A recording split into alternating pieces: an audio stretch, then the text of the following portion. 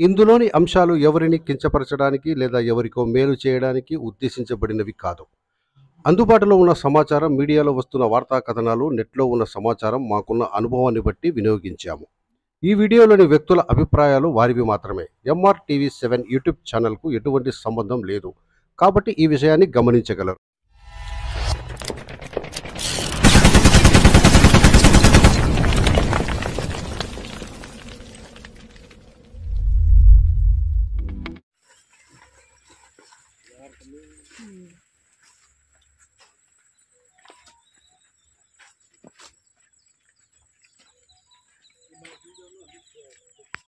అన్నమయ్య జిల్లా పుల్లంపేట మండలం అనంతంపల్లి గేటు వద్ద దగ్గర 10 ఎకరాలు అరటి తోటలో అంతా మొత్తం సమాప్తం అయిపోయింది. కానీ ప్రభుత్వాలు వస్తున్నాయి పోతున్నాయి, కానీ ఒక ప్రభుత్వం అన్న ప్రజల కష్టాలు ప్రజల సమస్యలు చూసిన వాళ్ళు ఒకరు లేరు. ఇది ఎమ్మెల్యే ఊరు అయినా కూడా, ఒక నియోజకవర్గం ఎమ్మెల్యే ఊరైనా కూడా ఎంత సిగ్గుసేటంటే ప్రజలు ఏమంటున్నారంటే 4 సార్లు మేము ఎమ్మెల్యేగా గెలిపించుకున్నా ప్రయోజనకు లేదు అన్నట్టుగా ప్రజల్లో నానకపోయినది, ప్రతి నోట్లో నానకపోయినది కాదైతే ఇదైతే చాలా దారుణం. జగన్మోహన్ రెడ్డి వచ్చినాక ఈ రాష్ట్రానికి ఈ దేశానికి శని మూసిచ్చినట్టు మూసిచ్చున్నది.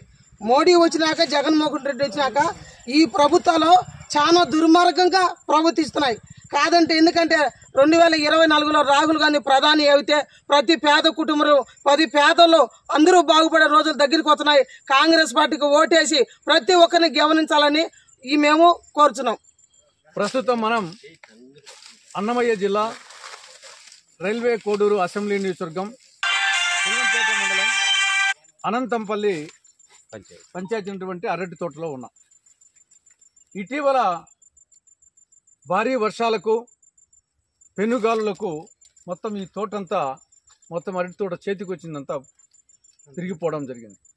ఇది ఎలా ఉందంటే, చేతికి వచ్చిన కొడుకు, పెళ్ళిడికి వచ్చిన కొడుకు చనిపోతే ఆ తల్లిదండ్రుల బాధ ఎంత ఉంటుందో ఆ విధంగా చేతికి వచ్చిన చెట్లు ఇంకా రేపో మాపో ఫలసాయం చేతికి వస్తుందనంగా మొత్తం పడిపోవడం జరిగింది.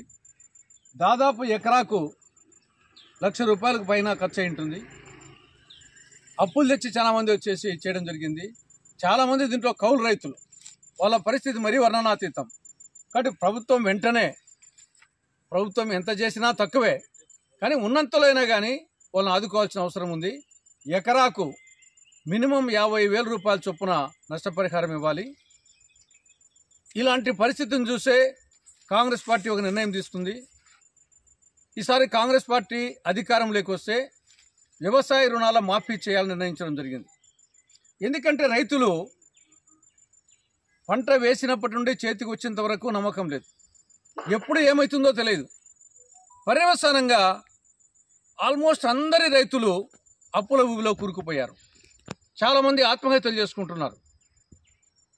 జాతీయ స్థాయిలో రైతుల ఆత్మహత్యల్లో ఆంధ్రప్రదేశ్ 3వ స్థానంలో ఉంది. కౌలు రైతుల ఆత్మహత్యల్లో 2వ స్థానంలో ఉంది. కారణం ఈ అప్పుల ఊబిలో కూరుకుపోవడమే.